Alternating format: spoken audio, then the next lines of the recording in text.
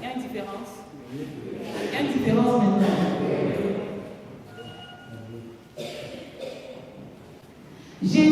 s'étant approchés, leur parla ainsi. Tout pouvoir m'a été donné dans le ciel et sur la terre. Allez, faites de toutes les nations des disciples, les baptisant au nom du Père, du Fils et du Saint-Esprit. Et enseignez-leur à observer tout ce que je vous ai fait. Et voici, je suis avec vous tous les jours jusqu'à la fin du monde. Tant qu'un homme sera dans les ténèbres, je m'investirai et j'investirai. Tant que les hommes n'aimeront pas leurs femmes comme Christ a aimé et dirigé l'Église, je m'investirai et j'investirai. Tant que les femmes ne seront pas soumises à leur mari comme Sarah l'était à Abraham, au point de l'appeler Seigneur, je m'investirai et j'investirai. Tant que les couples ne vivront pas dans l'unité, la complémentarité, la sainte descendance biologique et spirituelle, je m'investirai et j'investirai. Tant que les enfants, tant que les adolescents, tant que les jeunes, tant que les célibataires seront confrontés à une crise de modèle et de référence, je m'investirai et j'investirai. Tant que les familles n'auront pas pour socle l'amour inconditionnel, un modèle personnel, conjugal, familial, rempli de la puissance du Saint-Esprit, les enfants régénérés, l'unité et les finances consacrées à Dieu, je m'investirai et j'investirai. Tant que la lumière de Christ ne brillera pas sur les familles, l'éducation, la religion, l'art, la politique, l'économie, les médias, je m'investirai et j'investirai. Tant que, point de suspension, je m'investirai et j'investirai. Alléluia. Ne te mets pas sous un joug étranger. Plusieurs pensées erronées sur la question du mariage pilulent au sein de nos églises. J'ai entendu des gens dire que le mariage est la prison, que le mariage c'est une corde au cou, que le mariage est la seule guerre où on dort avec son ennemi. Ils sont allés plus loin. Ils ont dit que le mariage, c'est l'addition des problèmes, la multiplication de responsabilités, la division des biens et la soustraction de la paix. Il n'en est pas ainsi aux yeux de Dieu, qui est l'auteur et le créateur du mariage. Il a été démontré que pour Dieu, le mariage, c'est l'engagement total de toute la personne pour toute la vie. Un engagement irréversible, où on va du point A pour le point B et jamais du point B pour le point A.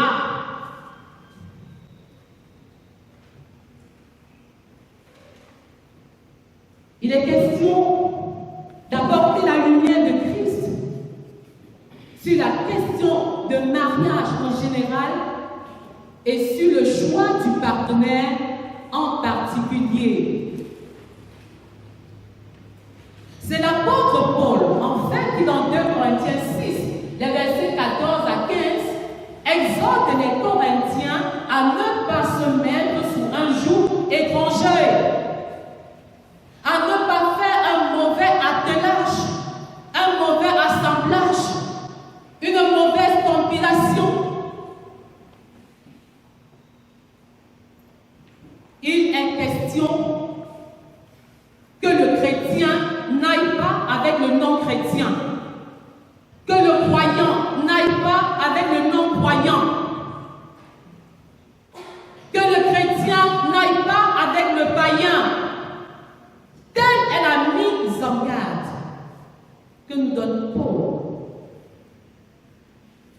ne te met pas sur un joug étranger. Il le disait dans le cadre où il prodiguait un certain nombre de conseils et d'exhortations relatifs au fait de se séparer du mal pour être un peuple qui appartienne totalement à Dieu. C'est dit qu'un mariage qui réjouit le cœur de Dieu, c'est un mariage entre un chrétien et une chrétienne. Voilà le mariage qui réjouit le cœur de Dieu. Pourquoi? Parce que le mariage est un engagement qui influence toute votre vie.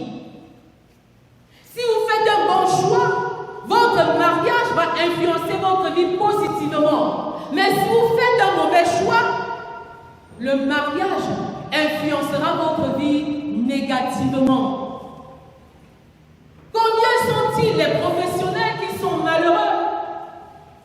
Pas parce qu'ils ne sont pas qualifiés, pas parce qu'ils ne sont pas compétents, mais tout simplement parce qu'en quittant la maison, ils ne sont pas en harmonie avec leur épouse.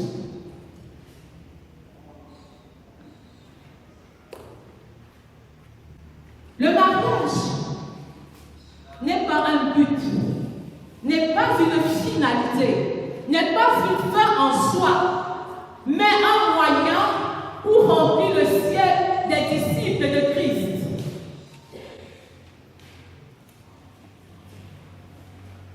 C'est pourquoi, lorsque tu envisages de marier, tu dois répondre à des questions essentielles, telles que: qui suis-je? Quel est le statut spirituel de la personne que je vais épouser? Est-ce que Dieu approuve notre union? Est-ce que nous regardons ensemble dans la même direction? Est-ce que nous avons la même vision? Parce que s'aimer, ce n'est pas regarder l'un et l'autre dans les yeux, mais c'est regarder ensemble dans la même direction. Je parle de la même vision et non de la même vue. Parce que la vue est physique, mais la vision est spirituelle. Il est question d'être doté de la foi, des yeux de la foi. La foi qui est le véhicule qui va transporter votre mariage du monde spirituel ou le monde terrestre.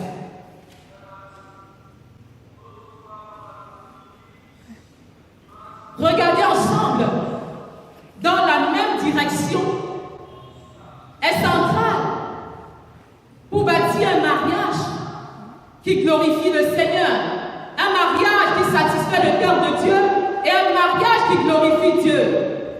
Parce qu'un mariage sans Dieu est un mariage voué à l'échec et à la déperdition.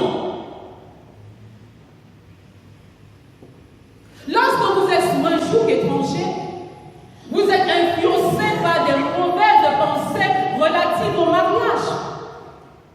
J'ai rencontré beaucoup de jeunes qui se marient pour fuir la solitude, pour avoir une sécurité totale. Il n'y a de sécurité qu'en Dieu. Et en te mariant, tu ne saurais vaincre la solitude. C'est un objectif peu commode et qui ne t'amènera pas loin. J'ai vu des jeunes vivre le mariage avant le mariage, le sexe avant le mariage. Le fait que tu sois fiancé à un homme ne te donne pas l'autorisation d'aller faire la cuisine chez lui, d'aller laver ses vêtements. Quand tu le fais, il peut prendre des conclusions hâtives sur ta personnalité. Même s'il était sur le point d'embaucher une femme de ménage, inutile de le faire. Il peut épargner cette somme d'argent. Parce que tu lui as démontré par A plus B que tu étais la femme de ménage qu'il lui fallait. Et je dis souvent aux jeunes, n'allez pas très vite en besogne. Tu passeras tout le temps à préparer, à faire la cuisine, à faire la lessive, le ménage, et tu vas même te fatiguer très tôt. Il y a beaucoup d'autres choses sur lesquelles il faut réfléchir.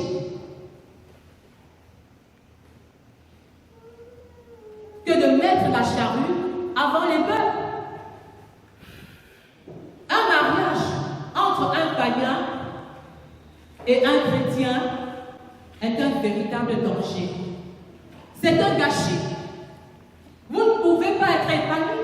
Pourtant, la Bible dit que qui trouve une femme a trouvé le bonheur. Mais vous ne pouvez pas être heureux dans un mariage où l'un est chrétien et l'autre ne l'est pas. C'est pourquoi il faut faire attention à l'identité spirituelle de la personne que vous épousez. Parce qu'il se trouve que non pas sont ceux qui forment un masque spirituel, juste dans le but de se marier. Et une fois qu'ils sont mariés, le masque spirituel tombe et vous découvrez le véritable visage, la véritable identité de l'autre. Point besoin de se précipiter. Point besoin d'aller plus vite qu'il n'en faut. Et cela me rappelle l'histoire de ce jeune homme qui était dans une secte pernicieuse et qui allait s'inscrire dans une communauté juste parce qu'il voulait épouser une jeune fille. Alors quand il a intégré le groupe de jeunes de la communauté, il chantait plus que tout le monde. Il dansait plus que tout le monde. Il méditait la parole de Dieu plus que tous. Et très rapidement, il s'est distingué de la masse. Et il a demandé la main de la fille. Alors quand la jeune fille a demandé le conseil des aînés, on lui a dit « Arrête-toi un temps soit peu, rien n'est clair en ce qui concerne le statut de ce garçon. » Elle s'est précipitée en disant « Vous êtes jaloux de moi. Comme mon gars a beaucoup d'argent, il a beaucoup de voitures dans son parking, il a la voiture, il a la villa, il a le virement. Vous ne voulez pas mon bonheur. Vous ne voulez pas que je me marie. » Alors très rapidement, ils se sont mariés. Et dès qu'elle a intégré la maison conjugale, le monsieur lui a dit « J'étais à la quête d'une femme soumise. Et ce n'est qu'à l'église, que je peux trouver une femme qui a une idée de ce que c'est que la soumission. À partir d'aujourd'hui, oublie Dieu, oublie ton église et n'entre jamais dans cette chambre parce que c'est ma chambre secrète. »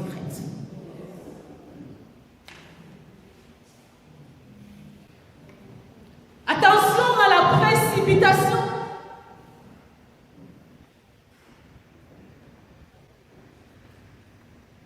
Attention d'avancer sans avoir l'assurance que vous êtes sur la bonne voie, approuvée par Dieu. Même si l'âge passe, attends. Même si l'âge avance, patiente. Même si on se moque de toi, reste tranquille. Même si tous tes promotionnaires, tous tes camarades sont déjà mariés, mères et pères de plusieurs enfants. Dieu t'aime et il ne t'abandonnera jamais. Il vaut mieux se marier à 40 ans et bâtir un mariage heureux que de se marier à 25 ans. Et bâtir un mariage qui est un gâchis, qui est un désespoir pour toute la nation.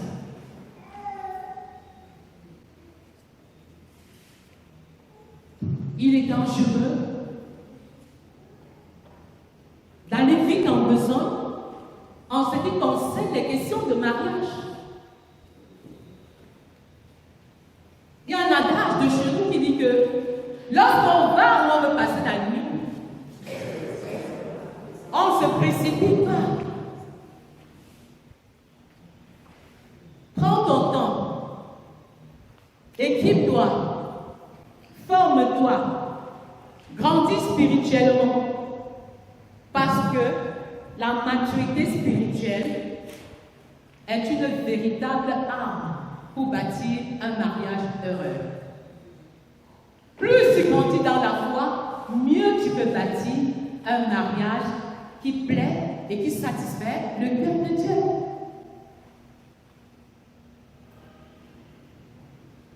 Le joug étranger Jetez un regard dans les couples où l'un est chrétien et l'autre est païen.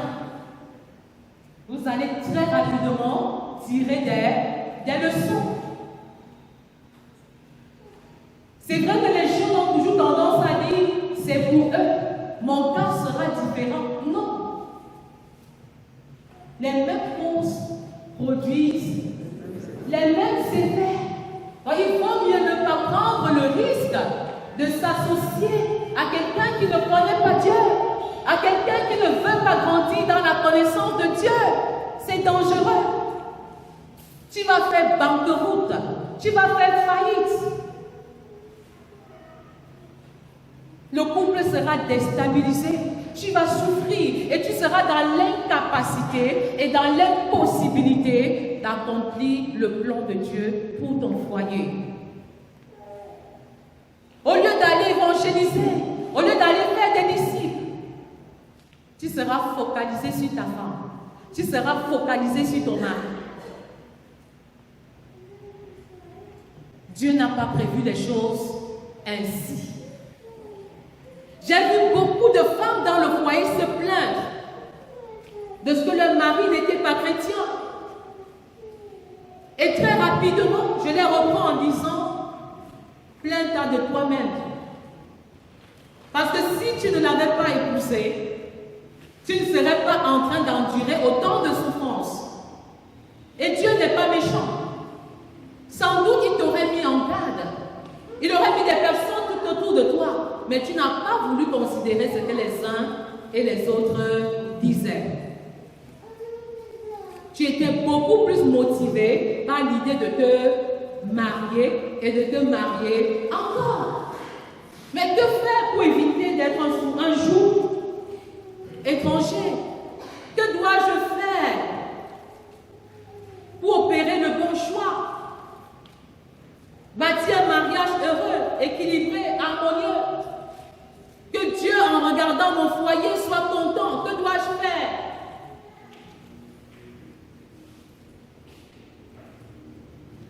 En d'autres termes, quels sont les critères qui me permettent de choisir un partenaire, une partenaire avec brio, sous la direction du Saint-Esprit, avec la ferme assurance que c'est Dieu qui nous met ensemble.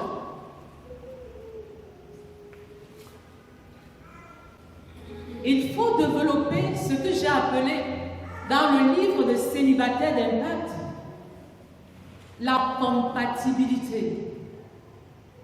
La compatibilité est la capacité de s'accorder,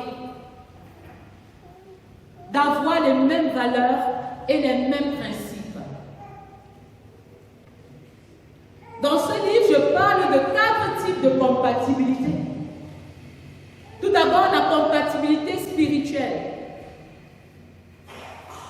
Il est question pour l'homme et la femme d'être des enfants de Dieu avant de s'engager dans les liens indissolubles du mariage. Parce que c'est Dieu qui a dit dans Genèse 2, verset 24, que l'homme quittera son père et sa mère, s'attachera à sa femme et ils deviendront une seule chair. Si vous êtes dans une relation où l'autre n'est pas chrétien, arrêtez la relation tout de suite.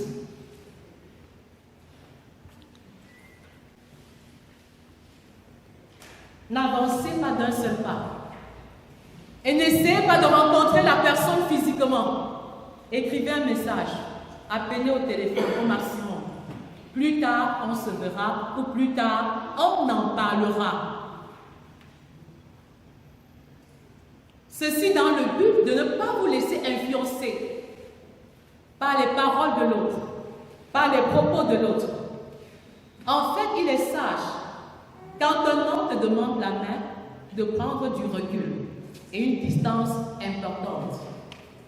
Plus tu te rapproches de lui, moins tu vois clair.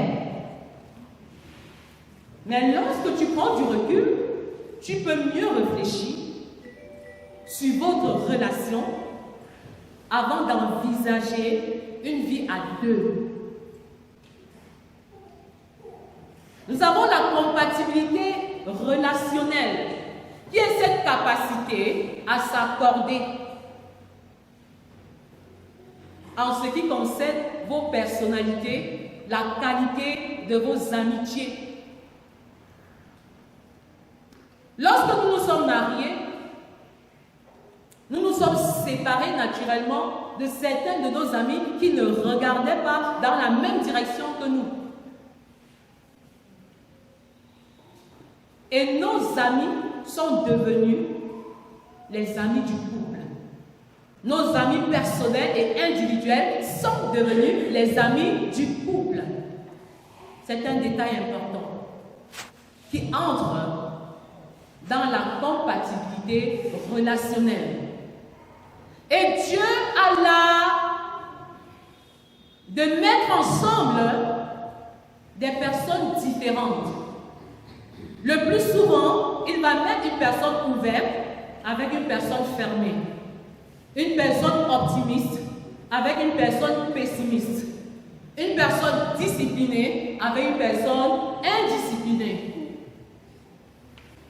C'est le défi de l'unité dans la diversité. Alors, la compatibilité relationnelle, contrairement à la compatibilité spirituelle, est subjective. C'est-à-dire qu'elle peut varier d'une personne à l'autre. Il est donc question d'évaluer l'impact de votre personnalité sur votre relation conjugale. En d'autres termes, quels sont vos points de ressemblance et vos points de divergence?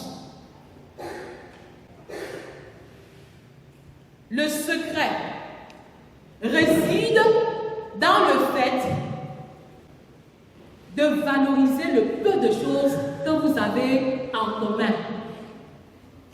Parce que dans la plupart des cas, vous aurez beaucoup de points de divergence et parfois peu de points de convergence, peu de points communs, peu de points que vous partagez ensemble.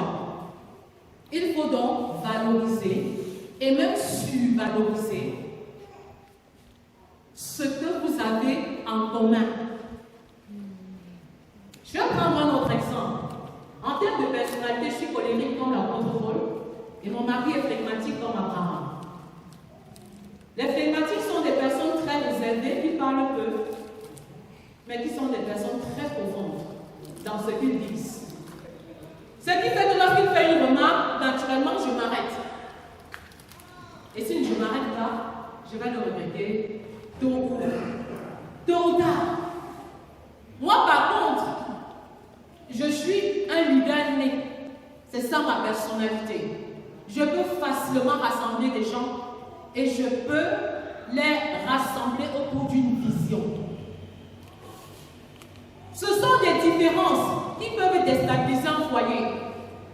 Mais nous avons utilisé cette différence-là dans le sens positif. Quand il faut gérer les conflits, il va prendre le devant.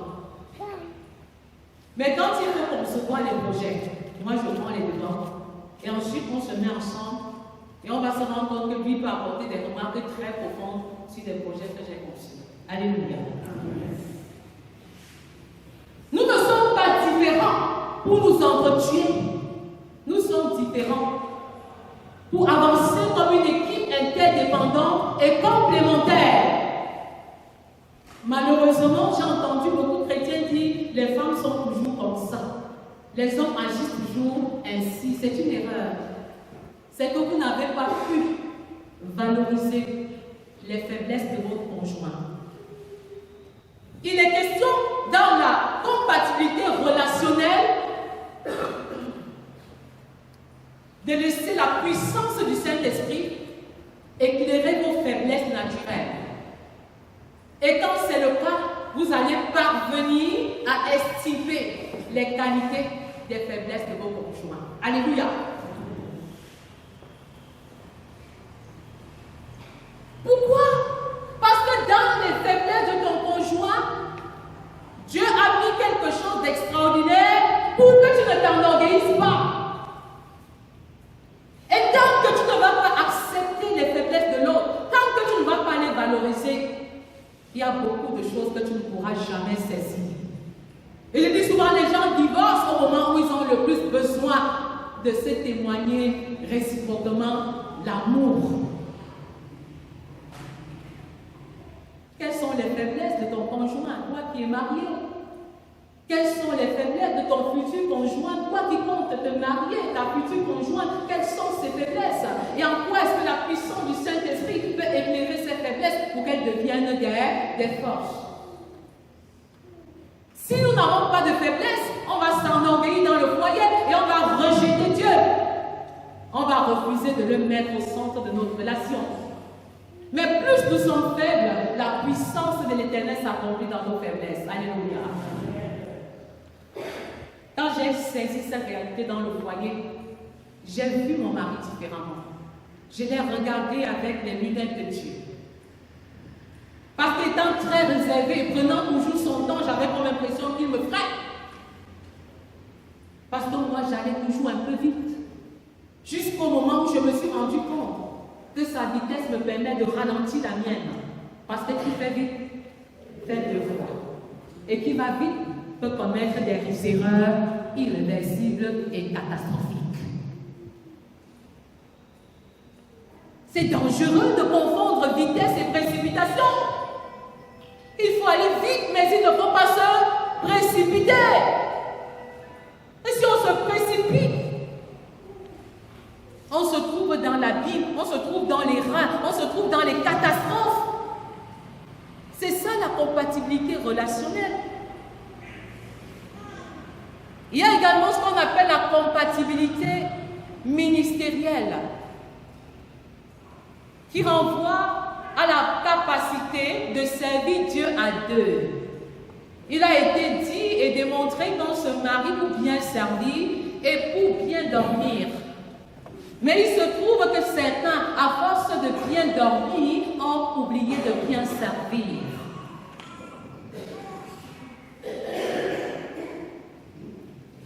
Bien servir, parce qu'on est plus efficace à deux. On est plus opérationnel à deux. Alors Dieu a un plan de salut pour chaque couple. Et être marié signifie que nous faisons ensemble ce que séparés, nous étions dans l'impossibilité de réaliser et d'accomplir. Il est important de s'arrêter à ce niveau. Pourquoi? Je le réitère, le fait d'être enfant de Dieu n'est pas suffisant pour bâtir un mariage heureux. Le fait d'être nanti de beaucoup de dons spirituels ne te qualifie pas pour bâtir un mariage heureux. Tu viendras dire que Dieu m'a révélé que je suis ton mari. Mais tant que moi je n'ai pas reçu la révélation, inutile de m'engager. C'est même un aveu de faiblesse. C'est même une forme de démission. Les chrétiens ne veulent pas faire des efforts. Quand tu dis que Dieu a vu, ou bien Dieu t'a révélé, en fait cela ne t'engage pas. Tout comme Dieu t'a révélé que tu vas l'épouser, quand tu te seras fatigué d'elle, il peut aussi te révéler que tu dois te séparer d'elle. C'est Dieu qui se marie. C'est un engagement personnel.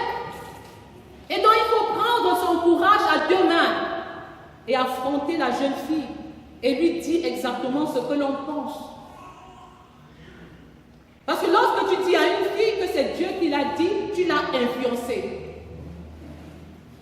Parce que si elle craint l'Éternel, elle va se dire, mais si je refuse, alors que c'était la volonté de Dieu, quelle sera ma destinée conjugale? Vous essayez de la violenter, vous essayez de l'influencer et d'avoir de la domination sur elle. Un homme qui est visionnaire dira clairement ce qu'il veut et commencera à étaler sa vision en quelques points. Parce que cela permettra à la jeune fille de savoir si effectivement il est la personne qu'elle doit compléter ou aider à accomplir la vision commune. beaucoup de révélations finissent par rendre les chrétiens paresseux. Et j'ai mal quand je peux voir des jeunes prophétiser, parler en langue. Mais quand il faut choisir une femme, tu es incapable de le faire. Et c'est un signe d'immaturité. J'ai travaillé avec un ami missionnaire. Nous étions chez moi en train de faire le bilan d'une grande sortie d'évangélisation. Et l'une des choses qui m'avait marqué très négativement, c'est qu'il était très nerveux ce jour-là. Il travaillait à l'intérieur 15 minutes, il sortait pleurer dans la voiture 5 minutes et il revenait. Et je me suis rendu par la suite compte que c'était un problème d'ordre sentimental. En fait, la réalité, c'était qu'il était fiancé à 2 filles au même moment. Et j'avais la lourde responsabilité d'être la marraine de ce mariage. Ce n'est pas parce qu'il prêche bien, ce n'est pas parce qu'il parle bien, ce n'est pas parce qu'il prie pour les malades, il guérit, il chasse les démons, qu'il est prêt pour le mariage. Quel est son caractère? A-t-il une personnalité affirmée? Quel est son bilan sur le champ de mission? Il y a de cela 2 mois, il y a un homme d'obédience catholique qui est venu demander la main à une de mes filles dans la foi. Elle m'a dit, Ma, examine le dossier. Alors, j'ai eu un entretien avec le jeune homme et je lui ai posé quelques questions. Quelle est votre identité spirituelle? Quelle est votre vision? Et qu'est-ce que vous envisagez faire avec ma fille? Il dit, Madame, vous posez de grandes questions et vous utilisez des gros mots. Je dis, mais j'ai utilisé les termes les plus simples. Bon, quand est-ce que vous avez donné votre vie à Jésus et comment est-ce que cela s'est passé? Et qu'est-ce que vous faites dans le champ de mission? Est-ce que vous parlez de Jésus à d'autres personnes? Ce que j'ai entendu était effroyable. Et j'ai dit à ma fille, arrête. Et plus de contact physique avec lui. Appelle-le par le téléphone et dis-lui que la relation est rompue. Il m'a dit qu'évangéliser signifie chasser les démons. Et qu'il se souvient de quand il a chassé son premier démon. Je lui ai dit qu'il était totalement hors sujet. Il a conclu en disant, mais madame, je crois que je n'ai pas fait bonne figure devant vous, mais je crois quand même que je pourrais avoir la main de votre fille. J'ai dit, prenons rendez-vous. Un rendez-vous pour que je lui présente clairement Jésus, l'évangile. Quand quelqu'un te dit que je veux t'épouser, qu'est-ce qu'il veut même dire? Qu'est-ce qu'il veut même signifier? Parce que pour lui, la bonne femme, c'est celle qui va aller cultiver les champs de sa mère toutes les vacances. Es-tu disposé?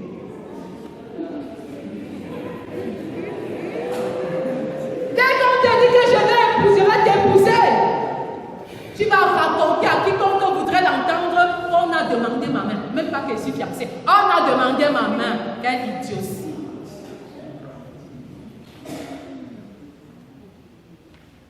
Est-ce que vous comprenez ce que je suis en train de vous dire?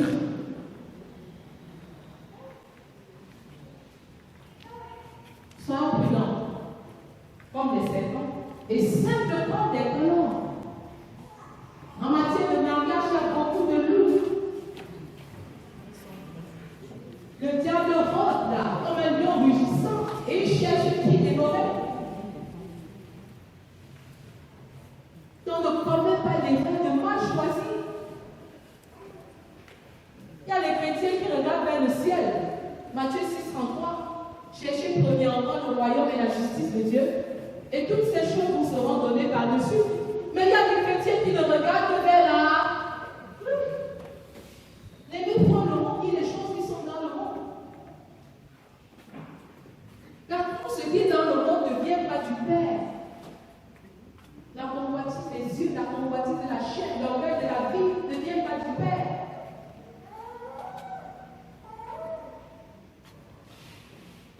Vous ne pouvez pas avoir une perspective céleste et épouser un chrétien qui a une perspective terrestre.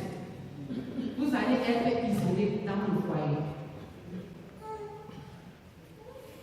Pendant que vous allez chercher à remplir le ciel, pour que le cœur ne Dieu se réjouisse. L'autre va chercher à remplir la terre des biens terrestres. Ce n'est pas mauvais en soi de rechercher l'argent, la promotion, mais donner la priorité à la perspective. C'est pourquoi il faut s'accorder.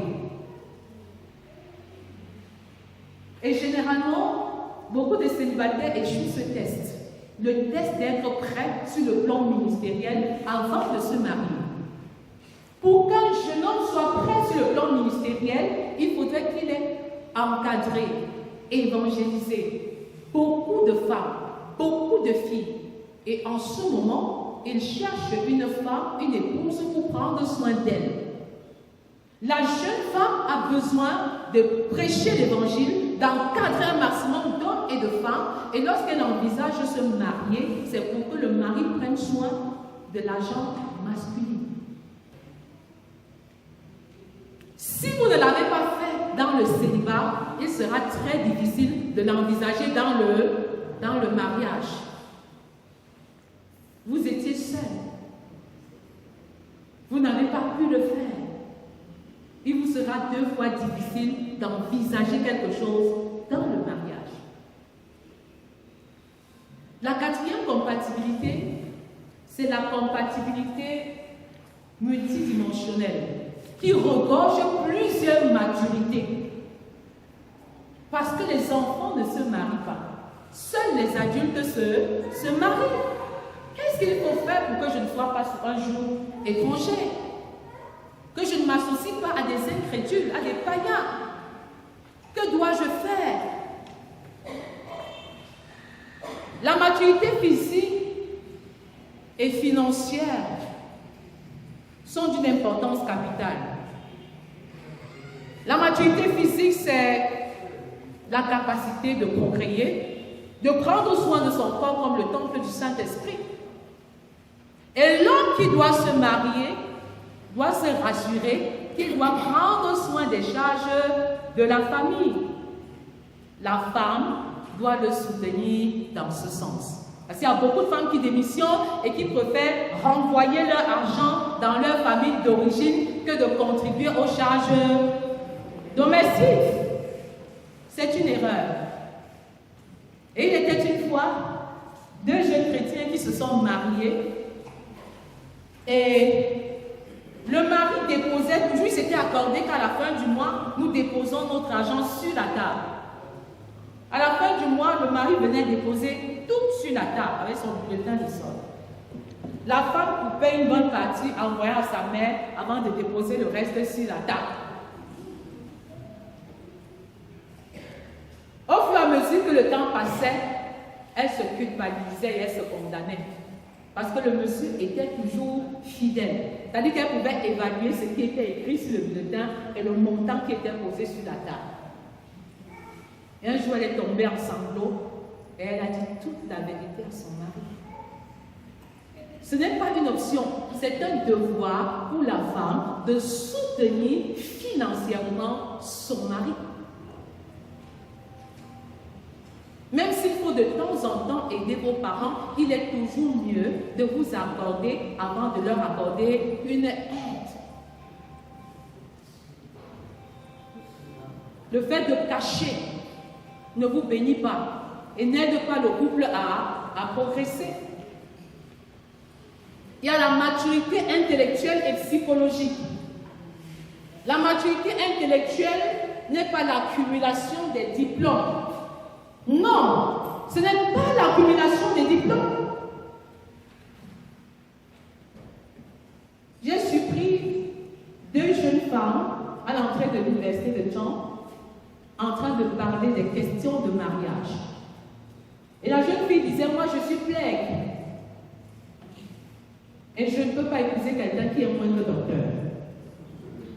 Il faut qu'il ait plus d'argent que moi et il faut qu'il soit intellectuellement supérieur à moi. Ça ne marche pas nécessairement. Vous pouvez avoir beaucoup de diplômes sans être intellectuellement mature. Et il peut également arriver que dans un foyer, la personne qui a le moins de diplômes apporte de meilleures solutions aux problèmes du foyer. Il y a une différence entre la sagesse et l'intelligence. Je me suis rendu compte que les personnes qui échouent parfois pendant leur cursus scolaire et académique tirent beaucoup d'expérience parce qu'on apprend à partir des erreurs, à partir des échecs, on acquiert même une certaine maturité. Et vous allez voir quelqu'un qui allait de la CIE jusqu'à l'université sans jamais échouer. Le jour où il va échouer, il voudrait bien se suicider. C'est comme si la terre lui tombait dessus. Mais l'autre qui a déjà eu l'expérience de l'échec a appris beaucoup de choses de l'échec. Parce que derrière l'échec peut se cacher un potentiel succès si on a appris à tirer les leçons de son échec. Mais derrière le succès peut se cacher aussi un potentiel échec, surtout lorsqu'on ne sait pas pourquoi on a réussi. Ça devient dangereux dans la relation conjugale.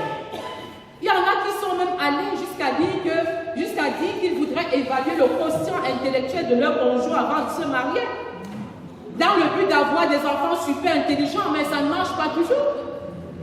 Parfois, les deux parents sont des docteurs, mais les enfants n'aiment même pas aller à l'école. Donc, ça ne garantit rien. C'est Dieu qui donne la sagesse, c'est Dieu qui donne l'intelligence. Et les parents ont le potentiel d'orienter les enfants pour capitaliser ce qu'ils ont comme intelligence. Les enfants ont une intelligence artistique, par exemple. Et le plus souvent, dans notre pays, on ne valorise pas ce type d'intelligence. Un enfant qui va bien dessiner, on va l'en empêcher, bien étudier, laisse le dessin. Un enfant qui veut exceller dans la peinture, dans l'art, il n'y aura pas beaucoup de personnes pour l'encourager. C'est une erreur de la part des parents. Parce qu'il n'y a pas de saut métier, il n'y a que de saut de gens. Il n'y a que de saut de gens. Nous avons la compatibilité sociale. La compatibilité sociale qui est capitale en ce sens que c'est la capacité de vivre avec les autres. C'est la capacité de vivre de manière harmonieuse avec le sexe opposé. Et lorsqu'on va voir une femme avec un homme, qu'on ne commence pas déjà à soupçonner quoi que ce soit, parce que nous avons des relations saines. C'est aussi la capacité de respecter les autorités et d'être en harmonie avec ses parents. Vous savez, les parents sont nos autorités. Et si vous n'êtes déjà pas en harmonie avec vos parents, c'est un indice dangereux. Si vous ne vous entendez pas avec vos parents, je ne suis pas sûre que vous allez vous entendre avec votre femme ou avec votre mari demain. C'est un indice. C'est aussi la capacité de vivre en harmonie avec sa belle famille. Et j'ai vu beaucoup d'hommes se plaindre de leurs femmes auprès de leurs parents. Il en est de même pour les femmes. Mais j'ai dit c'est une erreur, parce que c'est la femme qui intègre son mari dans sa famille. Et c'est l'homme qui intègre sa femme dans sa famille. Si vous dites du bien de votre mari, on va l'aimer. Mais si vous dites du mal de lui, on va le rejeter et on va le détester. Parce que naturellement, on vous aime dans votre famille. Et on vous croit d'une façon ou d'une autre sous parole, on vous croit.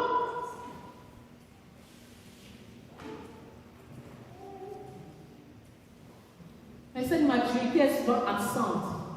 Et c'est pourquoi on a beaucoup de difficultés avec la belle famille par la suite. Parce qu'on n'a pas su intégrer l'autre. On s'est souvent plaint de l'autre. Ignorant qu'en se plaignant, on fait un mauvais portrait, une mauvaise image de l'autre. On ternit son image. Et le jour où il y aura problème, on prend parti. Et vous aurez orienté et influencé le choix de vos différents parents sans même le savoir. La maturité sociale est capitale. Pour ne pas être sur un jour étranger. La maturité spirituelle, parlons-en, reste un élément central. La maturité spirituelle consiste à faire de votre maison ou de votre future maison la plus petite unité de l'Église. C'est ça la maturité spirituelle. Comment est-ce que je suis en train d'envisager en tant qu'homme devenir le pasteur de ma famille, le berger de ma famille, le leader spirituel de ma famille? Comment est-ce que la femme doit me seconder ou m'assister dans cette tâche pour que nous soyons une équipe qui travaille en collaboration et dans une sorte de complémentarité? Pour que, lorsque les enfants viendront plus tard, qu'ils soient les fidèles de notre église qui est notre maison, qu'ils soient les fidèles de notre église qui était constituée du père et de la mère, ou du mari et de la femme. Il est important de prendre en considération ces maturités-là. Mais généralement, on n'y réfléchit pas beaucoup. Ce n'est pas parce qu'on a 30 ans qu'on est mature. On peut être mature à 15 ans parce qu'on sait opérer les vrais choix, les choix qui honorent le Seigneur. Mais à 35 ans, on peut être aussi immature parce qu'on ne sait pas exactement ce que l'on veut. Donc l'âge ne fait pas de nous des personnes matures. Mais nous pouvons forger notre maturité en fonction de comment nous nous attelons à développer un bon caractère. C'est-à-dire faire de bons choix, faire constamment de bons choix, faire de bons choix dans les situations difficiles et complexes. C'est ça la maturité. J'ai entendu des parents ici à l'Ouest dire « Donnez-lui une femme pour qu'il devienne responsable ». Le mariage ne rendra jamais une personne responsable. Parfois on va dire que voilà un homme, épouse-le. Il n'est pas chrétien, mais toi tu vas le changer. Mais la jeune fille n'est pas le Saint-Esprit. Parce que la transformation d'un individu relève du domaine exclusif du Saint-Esprit. Donc, beaucoup de parents encouragent leurs enfants à se mettre sur un joug étranger. Et on tient l'enfant captif. Le temps passe, je vieillis. Je ne vois pas mes petits-fils. Je ne vois pas mes homonymes. Mais il ne faut pas céder à cette tentation. Il vaut mieux ne pas céder.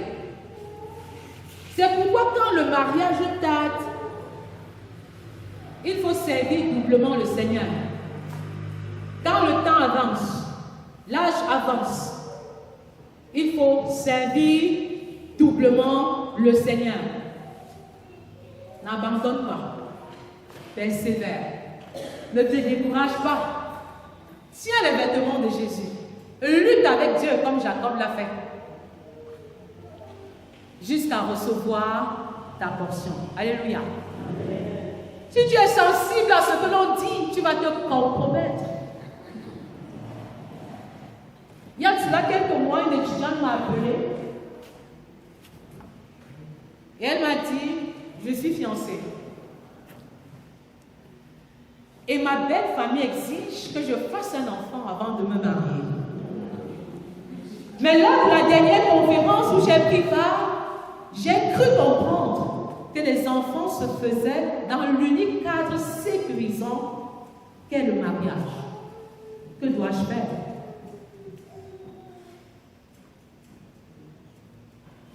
Il y avait la pression des parents. Il y avait la pression de la belle famille. Il y avait la pression de l'âge. Mais elle n'a pas cédé. Elle a préféré laisser le fiancé et continuer ses études. J'ai une amie qui a 40 ans. Elle est célibataire. Mais elle compte néanmoins se marier dans un avenir proche. Elle est vierge.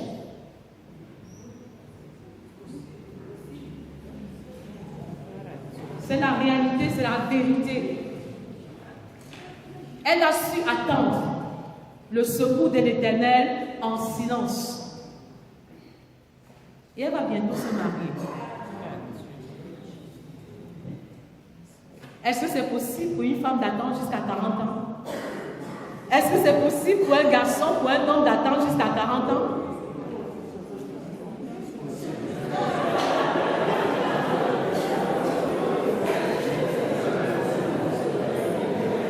Je veux surtout dire sans se compromettre, sans se compromettre. Est-ce qu'il est possible d'attendre jusqu'à 40 ans sans se compromettre? C'est parce qu'elle était en mission. Elle servait Dieu au travers du culte d'enfants, au travers de la prière, au travers de l'évangélisation et même au travers du disciple. Le processus de formation qui te permet d'être un disciple de Christ.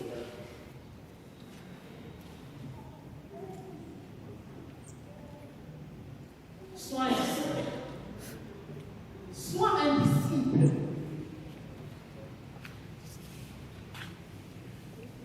Au moment où tout le monde te pose la question de savoir quand tu te maries, investis-toi à fond pour être le disciple qu'il faut et pour faire des disciples qu'il faut. Ça peut être douloureux. Ça peut être très pénible.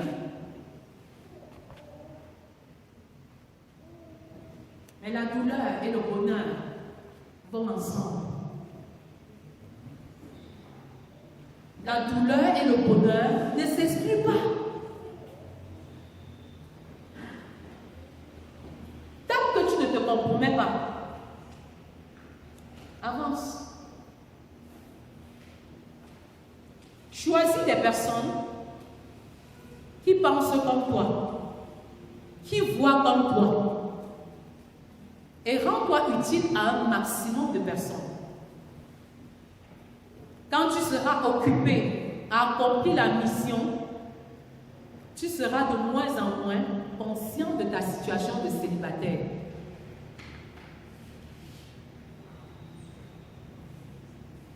Joseph n'a pas eu le temps de chercher une femme. Quand il est sorti de prison, on lui a donné la femme, la fille d'un prêtre, une femme. Quand tu es en mission, Dieu cherche pour toi. Quand Adam nommait les animaux, voici le cheval, la jument, le lion, la lionne, le chat, la chatte. Le Seigneur a trouvé qu'il n'était pas bon qu'il soit seul. Et il lui a fait une aide semblable à lui. C'est quand Isaac méditait dans les champs que Rebecca est venue à sa rencontre. Je t'encourage à approfondir ta communion avec le Seigneur. Approfondis ta communion avec le Seigneur. Et je voudrais lire ce poème pour encourager les célibataires âgés, entre guillemets. Ouais, c'est nous qui les appelons âgés. Je ne suis pas sûre que Dieu les appelle âgés. Je vais lire ce poème tiré du livre Le célibataire d'Impact, qui est intitulé « Et si mon mariage tardait à venir ?» Dieu n'est jamais pressé. Il est toujours à l'heure. Même quand il arrive 4 jours après la mort de Lazare, il est à l'heure. Il n'est pas en retard pour ton mariage. Même si tu crois que le meilleur prétendant est parti, son plan pour toi est au-dessus du prétendant et de tes erreurs. Son temps n'est pas nécessairement notre temps. Après 25 ans de promesses et de longues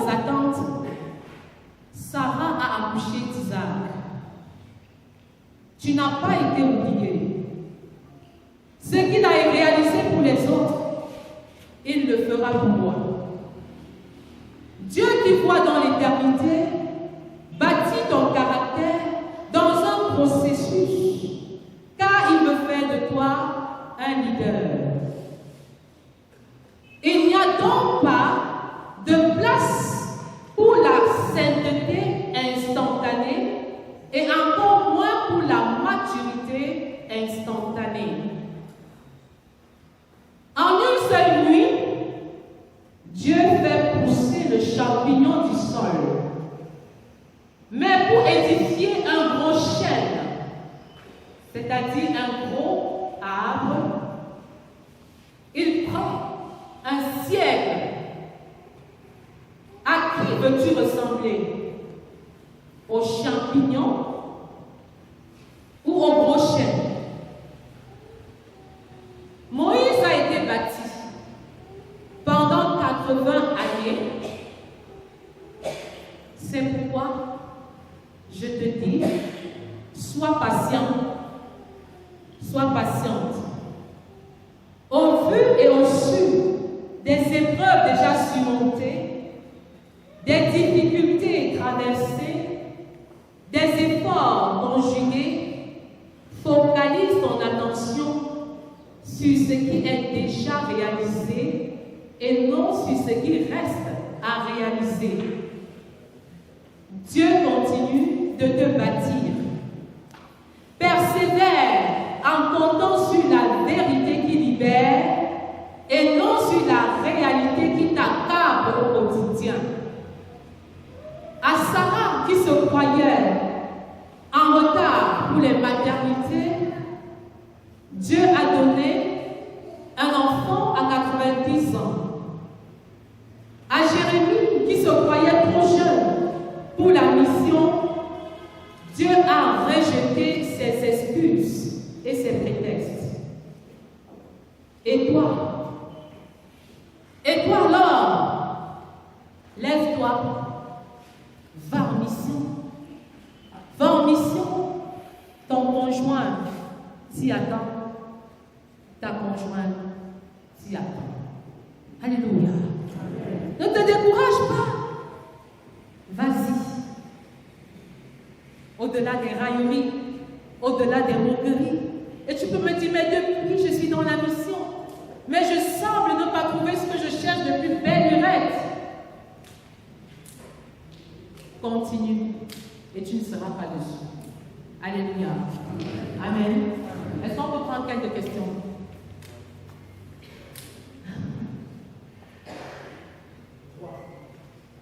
Série de 3 ou plus de 3? Pour 3 d'abord. Je veux comprendre, c'est là. Maximum? Oui, allons-y. Oui, allez-y. Bonsoir à tous. Bonsoir. Bonsoir. Est-ce qu'on peut se tutoyer? Oui, allez-y. Posez vos questions. Tout à l'heure, vous avez parlé de compatibilité sociale. Et tu as fait référence à quelque chose comme ça qui peut arriver que lorsqu'on parle un peu trop de ce qu'on subit du côté avec la maman, avec le papa, avec la famille, il peut arriver qu'on influence sur le choix des parents. En fait, quand l'influence sur le choix du conjoint pour les parents, ça peut être une influence du côté négatif. Quoi. Bon, lorsque c'est fait, lorsqu'on a influencé négativement la vision des parents sur leur conjoint ou sur le conjoint, qu'est-ce qu'il faut faire pour remédier à cela? Qu'est-ce que Dieu nous dit? Comment est-ce que Dieu peut nous aider à regarder ça? Mais si c'est une bonne question, il faut tout d'abord arrêter de le faire. Et éviter ou arrêter. Lorsqu'on a influencé négativement son conjoint en mal parlant de lui, auprès de sa propre famille, comment est-ce qu'on peut corriger cette erreur? C'est ça sa question. Alors la première chose, c'est qu'il faut arrêter de mal parler de l'autre. Il faut arrêter de se plaindre de l'autre, valoriser l'autre, le survaloriser, et les choses vont aller pour le mieux. Au début, c'est souvent ça, mais à la longue, on peut se rattraper. Dieu nous donne toujours une autre opportunité pour refaire ce que l'on a mal fait dès le départ. Mais moi, j'aurais attendu une question du genre, est-ce que si je rate d'épouser X que je devais épouser, est-ce que c'est fini pour moi? C'est la question que les jeunes se posent généralement. Et moi, je dis non, moi, je ne crois pas à la théorie de la faute. Parce que le plan de Dieu est plus grand que le nôtre. Et en fait, même si notre cœur nous condamne, le Seigneur ne nous condamne pas. Il nous donne une autre opportunité, même quand on s'est trompé. Tout n'est pas fini, tout n'est pas terminé. Ce n'est pas l'hécatombe. Et j'ai vu beaucoup de jeunes être effrayés à l'idée de ne pas bien choisir, comment je vais dire ça, le conjoint ou la conjointe de leur destinée. Le plus important, c'est de faire confiance à Dieu. Parce que dans la peur, on choisit mal et on est moins efficace. Or, avec la confiance, on avance en ayant, comment je vais dire ça, en ayant l'assurance que le Seigneur veille. Pendant que je le sais, il me donnera la personne qu'il me faut.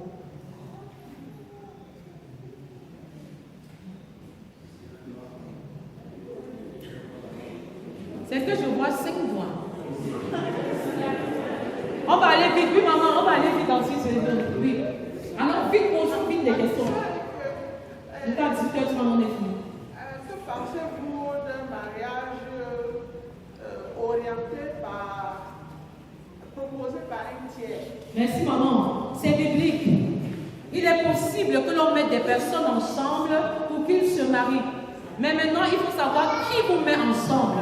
Est-ce sont des personnes matures? Est-ce des personnes neuves? Est-ce des personnes qui prient? Est-ce des personnes qui sont connectées à Dieu? Il faut répondre naturellement à cette question. C'est possible. Qui a donné la femme de Joseph? Donc c'est possible qu'on vous fasse une proposition. Dans notre ministère personnel, en tant que couple, nous avons l'habitude de mettre des personnes ensemble pour qu'elles se marient. Jusqu'à aujourd'hui, toutes les personnes qu'on a mises ensemble ont fait de bons mariages et sont très heureuses. Donc c'est possible qu'on le fasse. Le problème peut se situer au niveau de la motivation des personnes qui vous mettent ensemble. Vous voyez un peu? C'est-à-dire que je peux choisir de mettre X et Y parce que je me rends compte que X a une très mauvaise habitude et a un très mauvais caractère. Son caractère est tellement mauvais que si on ne l'épouse pas, ou si on ne l'aime pas ensemble, peut-être personne ne l'épousera. Ça, c'est dangereux. Mais si on est connecté à Dieu, vous voyez un peu, si on est connecté à Dieu, si on est sous la dépendance du Saint-Esprit, il est possible qu'on fasse des propositions. Et une fois qu'on a fait des propositions, il faudrait que les deux, c'est-à-dire que les conjoints se mettent ensemble et examinent le dossier à la lumière de la parole de Dieu. Il ne faudrait pas qu'ils comptent sur vous à 100%. Ils doivent dépendre de la puissance du Saint-Esprit. Et nous le faisons et nous continuons même à le faire sous le couvert de puits de rencontre. C'est-à-dire nous donnons l'opportunité aux jeunes de se rencontrer, de se marier. Ce n'est pas un péché en soi. Oui, la bonne vie.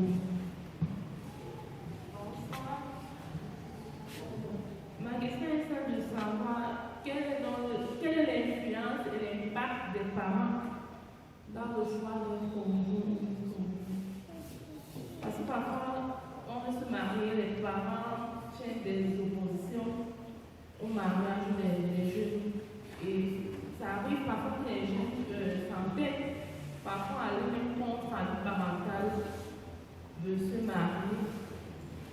Merci beaucoup. Je vais commencer en disant qu'un jeune équilibré doit honorer ses parents. Même si vos parents ne sont pas chrétiens, vous devez les consulter pour avoir leur avis sur votre projet conjugal. Il faut avoir une idée de ce qu'eux ils pensent et de ce qu'eux ils disent. En fait, les parents voient beaucoup plus loin que les jeunes qui veulent se marier. J'ai un collègue qui devait se marier, il est missionnaire, collègue missionnaire, et les parents de la fille lui avaient dit, en fait, les parents adoptifs, lui avaient dit, cet enfant a perdu sa mère quand il avait 12 ans. Il n'a pas écouté grand-chose. Ou alors s'il a écouté, il n'a pas compris grand-chose. En fait, on voulait dire que cette fille a perdu sa maman exactement au moment où elle devait être initiée à la vie de femme. Et dès qu'il est entré dans le mariage, il a commencé à se plaindre. Du genre, tu ne me prépares pas comme ta mère.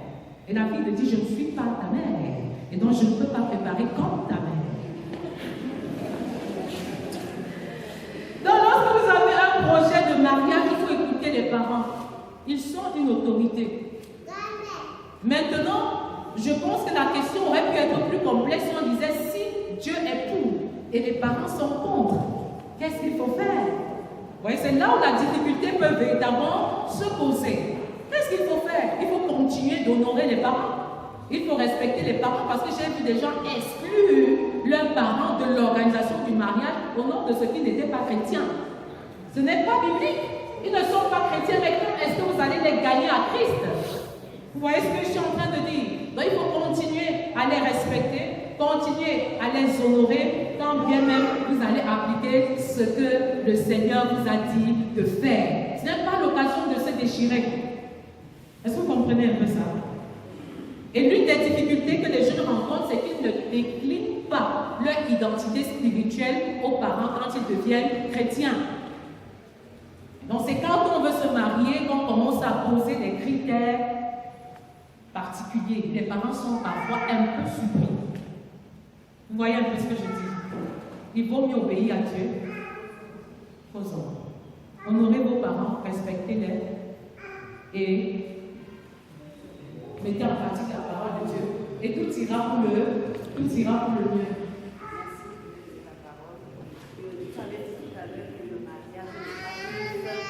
Oui, le mariage n'est pas une fin en soi. Oui, s'il arrive donc vous avez présenté un cas de figure où un enfant a découvert, étant déjà engagé dans le mariage, que ce n'était pas la bonne personne. Oui, dans ce cas, qu'est-ce qu'il faut faire? C'est la première question. Première chose, il ne faut pas divorcer. Deuxième chose, il faut faire des ajustements draconiens parce que les motivations qui vous ont conduit au mariage n'étaient pas divines. Troisième chose, il faut gagner votre femme, votre mari sans parole. Un pied droit de la droite.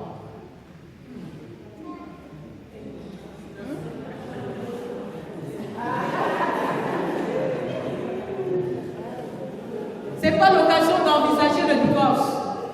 Par votre bonne conduite, l'autre peut changer. C'est ce que la Bible dit. Parce qu'on ne sait pas parce que Dieu a uni. Ne jamais envisager le divorce. Mais vous allez payer un prix plus grand et plus cher qu'on ne l'aurait envisagé. Pardon, tu peux ouvrir. Est-ce que maman comprend? Oui. Il faut payer le prix à genoux. Il faut beaucoup prier, beaucoup intercéder. Il y a un doigt quelque part, oui.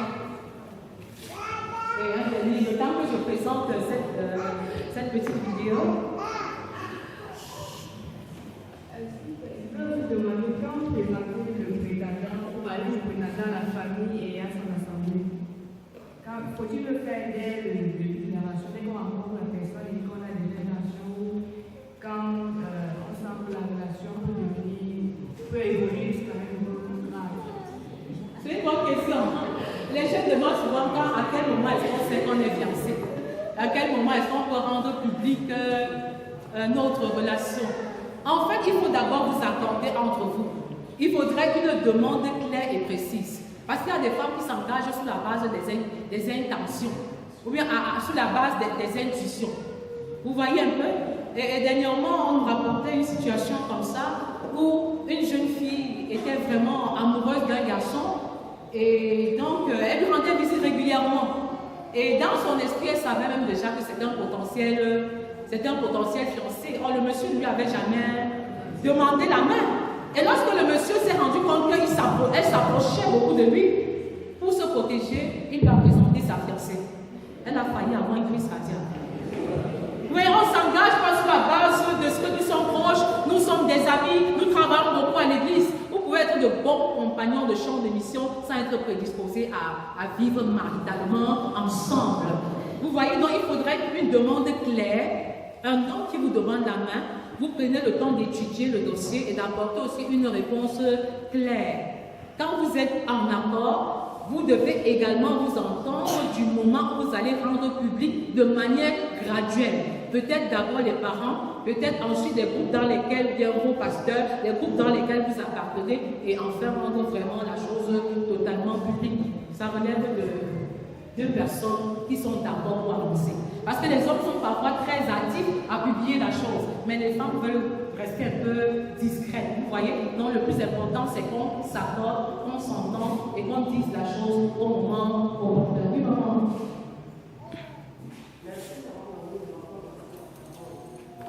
Bon, maman Esther a presque posé la question que je voulais poser. À savoir, est-ce que c'est possible de mettre deux personnes ensemble, deux jeunes ensemble, par exemple? Parce que de nos jours, surtout dans l'église, nous voyons des jeunes qui s'enracinent dans le célibat parce qu'ils veulent absolument écouter la voix de Dieu. C'est-à-dire, tant que Dieu ne leur a pas montré clairement que voilà ton mari, c'est-à-dire montrer la taille, le thème et tout, ils ne peuvent pas se marier. C'est-à-dire, tu essayes de les mettre ensemble, mais ils doivent carrément te dire que Dieu ne me l'a pas montré. Je n'ai pas vu la vision et je ne l'ai pas vu dans un son. Et puis, ça fait que les jeunes s'enracinent dans le célibat. Et puis, le temps passe, plus elle flétrit, et plus elle peut pas se marier, et elle commence à ramasser Dieu. Donc, moi, je voulais, ma question c'était comment faire, n'est-ce pas, pour faire sortir les jeunes de ces principes, de ces règles humaines qui sont établies dans l'église de nos jours. Je pense que les parents ont démissionné. La réalité, en fait, c'est que les parents ont démissionné. Il faut encadrer les jeunes. Lorsque vous encadrez un jeune qui a un âge où vous pensez à ce que le jeune doit aussi se marier, que le jeune pense ou pas, toi en tant qu'encadreur, toi en tant que parent, tu as besoin de réfléchir pour le jeune, de l'aider et même le propulser. Autant que faire se peut. Vous voyez un peu ce que je suis en train de dire. Parce qu'il peut arriver, par exemple, qui a choisi l'épouse de la femme du fils d'Abraham. C'est le serviteur d'Abraham qui l'a fait. Non, il est bien possible que quelqu'un qui est connecté, qui dépend de Dieu et qui surtout est en mission. Moi, je suis parfois réticente parce que très peu de parents sont en mission. Et donc, du coup, parce qu'ils ne sont pas en mission, ils regardent plus avec les yeux physiques. Ils regardent plus avec les yeux humains et ils sont disposés à faire échouer ses enfants. Moi, j'ai fait ce travail en back-office pendant très longtemps. Mais je ne le faisais pas de manière hasardeuse. Je me faisais toujours accompagner par les amis pasteurs. Hein? C'était ça. Donc parfois, je vais envoyer telle personne, je te vas voir pasteur tel. Toi, tu crois que moi, je t'ai envoyé là-bas pour rien, mais je sais ce que je recherche là-bas en t'envoyant. Même quand je suis consciente de ce que tu es chrétien, il y a beaucoup d'autres paramètres que je vérifie sans que tu ne te rendes même, sans que tu ne te rendes compte. Mais c'est par amour pour toi. Il y a de cela 3 mois, nous avons mis 2 jeunes ensemble. Ils ont déjà confirmé la relation, ils se marient dans 1 an et demi. Ça, c'est possible. Mais je dis, ce n'est pas l'apanage de tout le monde. Si vous n'êtes pas en mission et si vous n'êtes pas en train de faire un travail tel à être approuvé par le Seigneur, ne le faites pas. Le serviteur d'Abraham a bien réussi la mission parce qu'il était dans une connexion parfaite avec Dieu. Dès qu'il a prié, les choses se sont réalisées. Est-ce que vous comprenez un peu ce que je dis? Ce n'est pas une histoire que tu as une fille qui est mal élevée, mal éduquée, mauvais caractère et tu la colles à quelqu'un et tu dis épouse-la. Et moi je connais des jeunes filles qui se lèvent le matin et qui disent que tu es mon mari. Vous êtes déjà entré dans la basse-cour, vous avez déjà vu les poules aller vers le corps. Donc si tu es sûr que voilà ton mari, et le mari ne bouge pas parce qu'il a peur, il a honte, il est patron, tu mets le pied sur l'accélérateur de la prière. Il va venir vers toi sans que tu ne fasses quoi que ce soit. Ce n'est pas le moment de s'habiller d'une certaine manière et lui rendre visite à temps et à contre-temps. Mets le pied sur l'accélérateur. J'ai une amie comme ça, elle était convaincue qu'elle devait épouser un pasteur. Elle marche, mais le pasteur ne fait que tourner. Elle me dit que maintenant, oui, il me dit que voilà mon mari, Dieu me l'a révélé. Je sais, j'ai la conviction. Et le jour où monsieur le pasteur est venu lui demander la main, que tu attendais même pour moi.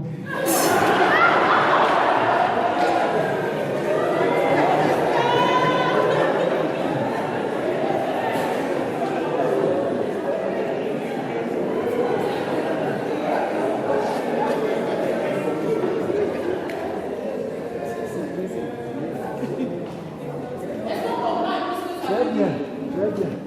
C'est très important, c'est très délicat. Et puis, pour les questions de mariage, c'est-à-dire qu'il faut aller du cas en cas. C'est très subjectif. Il ne faut pas croire que comme j'ai essayé comme ceci, ou comme j'ai procédé comme ceci avec celui-ci, je vais toujours le faire de la même manière avec les autres. Si tu n'es pas quelqu'un qui échange avec le Saint-Esprit, qui écoute la voix de Dieu, tu ne vas pas t'en sortir. Vous voyez un peu, vous n'allez pas vous en sortir et vous allez entraîner les enfants dans des gâchis irréversibles. Et ils vont vous mentir quand ils seront mariés et qu'ils auront des difficultés.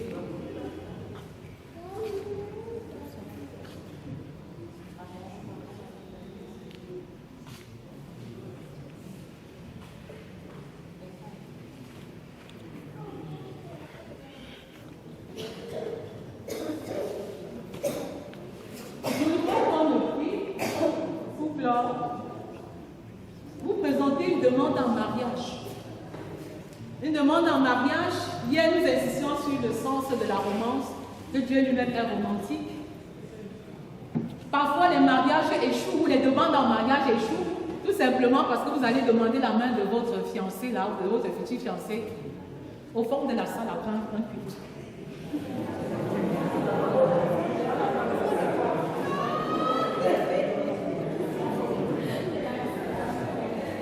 Elle n'est même pas galvanisée, elle n'est même pas intéressée par ce que tu es en train de faire. La forme n'est pas bonne, même si le fond est intéressant. Attends-moi un peu, après le culte. Et il y a eu un monsieur qui a fait sa demande en mariage sur un gâteau. Est-ce que tu acceptes de m'épouser? C'était ça les écrits qui étaient posés sur le gâteau. Et il lui a offert un gâteau dans un cadre bien solennel. C'est intéressant.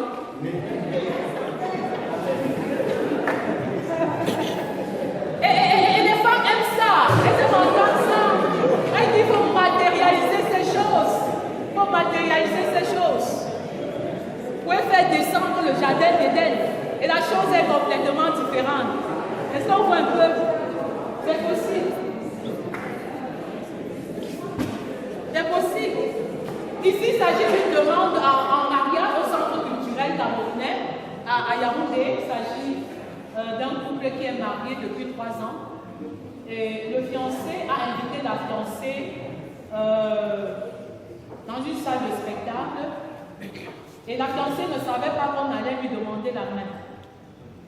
Elle n'était pas au courant qu'on allait lui demander la main. Elle allait au spectacle.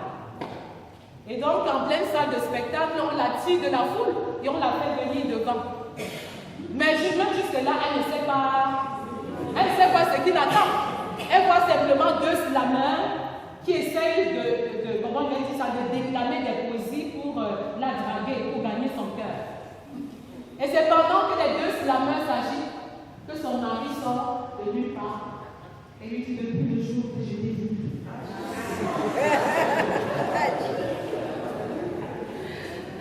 Je souhaite vraiment voir ça. La réalité, c'est que ce sont vos paroissiens, même s'ils sont mes enfants dans la foi. Et j'ai bien voulu que vous voyez ça. Soyez un peu patient. Un jeune médecin. Quelle était la réaction? Calm down. Calm down.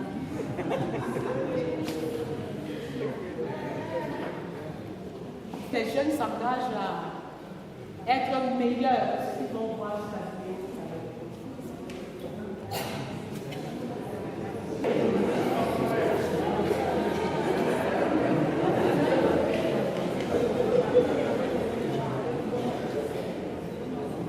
C'est vrai que ce n'est pas toujours évident d'aller demander la main d'une fille. Parfois le cœur bat très fort. Et j'ai l'habitude de dire à mon mari qu'il était très courageux. Très courageux. Parce que j'étais le type de femme qu'on affrontait pas facilement, même à l'université.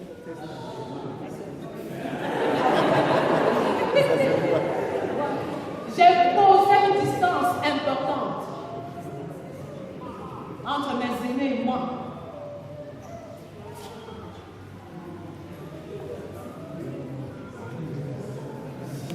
Oui. On ne peut pas tout voir, mais regardons.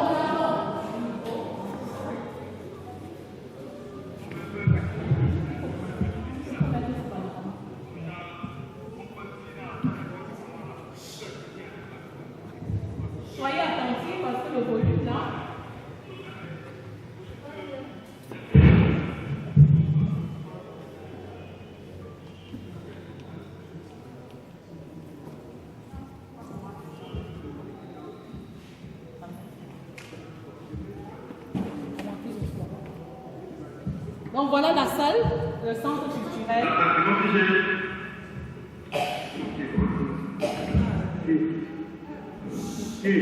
La jeune fille venait en spectacle, je vous en prie. Je vous en prie. Voilà donc on la sort de la foule. Elle ne sait pas pourquoi elle vient.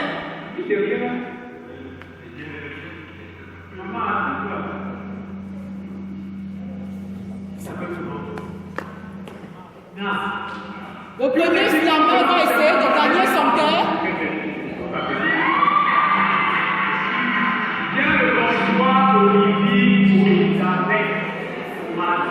Ne soyons pas distraits, pardon, écoutons.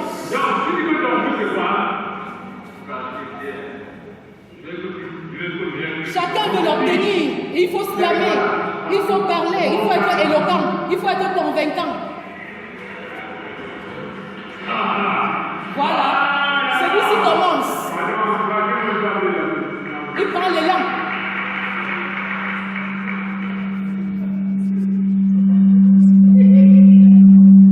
Il se prépare, oui. Il a commencé.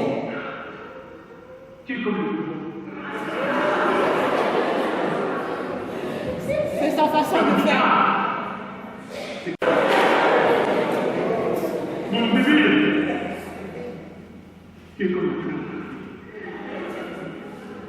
Mon bébé, quand je te regarde, les collines, les montagnes, je sens que le tout de l'empathie.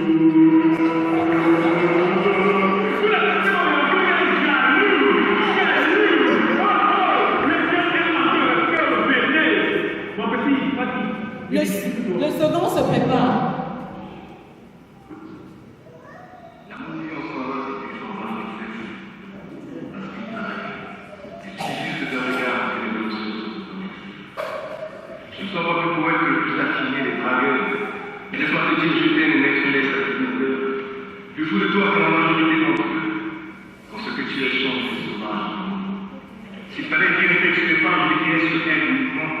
Parce qu'elle représente tout finalement. Et comme les femmes pouvaient se montrer les petits, moi j'ai dit c'est ma plus alors ce délire était de garder ma vie de vie. Vous pensez que c'est mérite de recevoir un enfant à hauteur, d'enfant de jeter le cœur par un souffle comme l'agneau, mais ce frutal de nature de moi et de faire avec ma vie. Alors j'entends des fédératifs jusqu'à m'être venu, exprimer de vouloir faire remettre l'amour de ses vestiges. Amour bien son vieillard, le petit riche qui se bat. Vous voyez l'impact des paroles mielleuses sur la fille. Les deux slammers ont achevé. Et il faut donc que le fiancé fasse son entrée solennelle dans la salle et elle ne le sait pas. Je pense que tu mérites quelque chose de bien à ta vie. Et je pense que quelque chose de bien à ta vie. Tu veux savoir?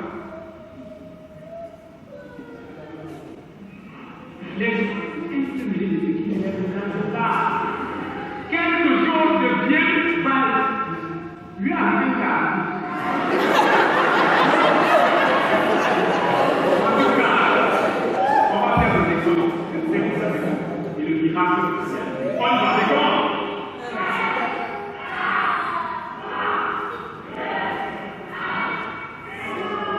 Alors, voilà l'arrivée du fiancé qui demande officiellement sa main.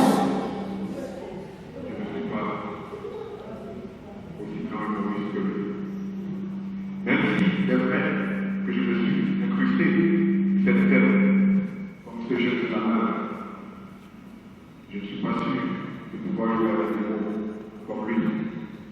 Je suis tout simplement avec un cœur vrai. Je te dis, Marina, que depuis le premier échange, j'ai vu un pas. Vous voyez ça? Même la force de rire. Depuis nos premiers échanges, tu te demandes certainement comment je fais pour le voir, pour le savoir. C'est tout simplement parce que mon cœur est dit. Mon cœur aujourd'hui, tu le sais. jeune, comme une femme veut se sentir de sécurité dans les bras de son homme. Moi, j'aimerais te le dire. Marina Tata.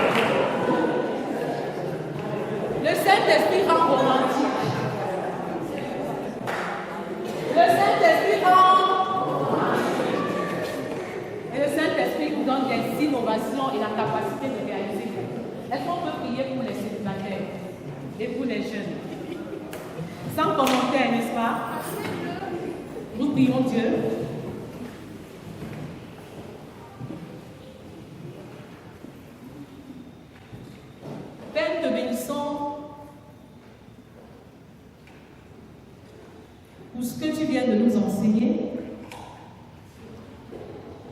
Merci parce que tu peux clairement révéler qu'il y a plusieurs fiancés dans la communauté.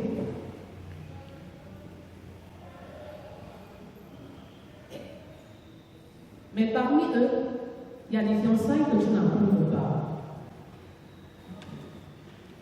Père, nous prions afin que tu ouvres les yeux des uns et des autres.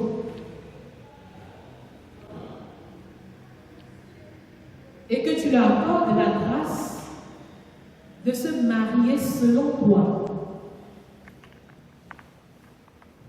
Donne-leur le courage de s'arrêter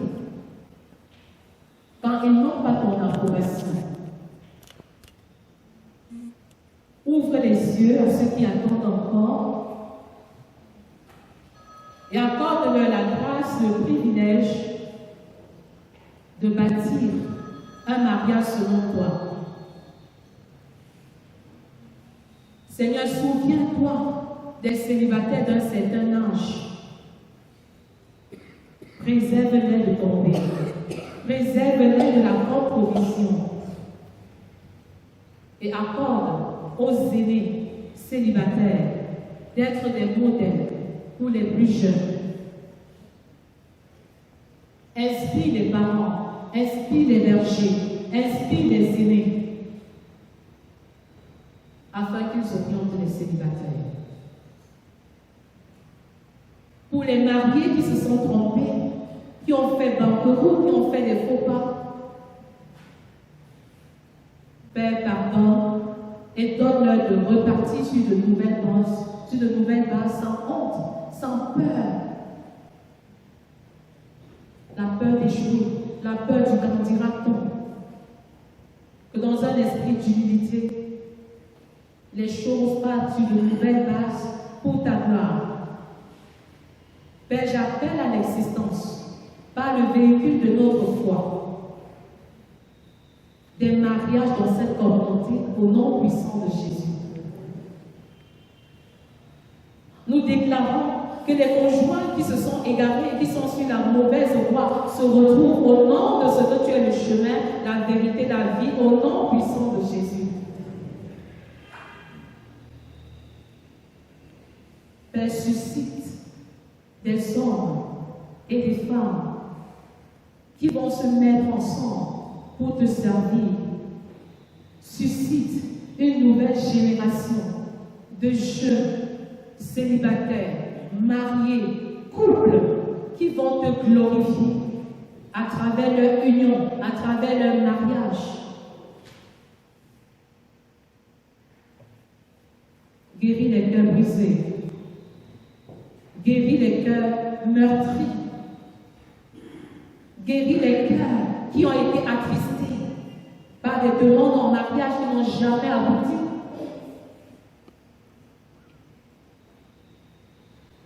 Seigneur, donne-leur de rechercher ta face.